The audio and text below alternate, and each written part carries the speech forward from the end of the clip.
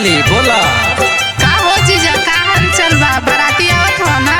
हाँ तैयारी चलत ना, बढ़िया आवत है। ठीक बा, तब तैयारी कर लिया। हम बतावत ही कि कैसे आवे के है। अच्छा तब तू बताइबू कि हमके कैसे आवे के है।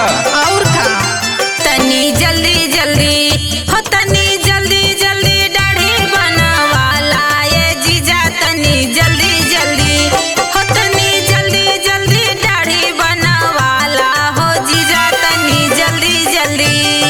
न त बढ़ जाई हो, न त पक जाई हो, तोहरे दीदिया के गलवा में गड़ जाई हो।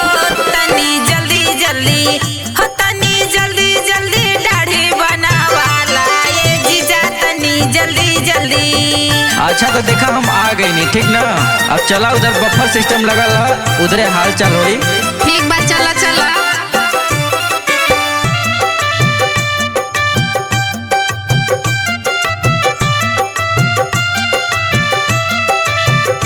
खाला खाला का खाला खाला ये साली लेला जवाब, खाला खाला अच्छा खाला खाला ये साली लेला जवाब, तनी खाला। बतावा। पूरी बनल बा हो, पनीर बनल बा, तोहर बहिनी के दूधवा के खीर बनल बा हो, तनी खाला। अरे बा, खाला खाला ये साली लेला जवाब, तनी खाला। चला हटा। ससुरारी में आके ढेर रंग झारत हवा, इधर आओ प्रभाता, बतावत ही उनके।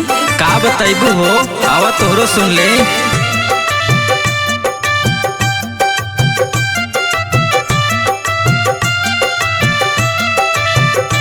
अरे दाल बनल बा हो, रसेदार बनल बा, अरे दाल बनल बा हो, रसेदार बनल बा, तोहरे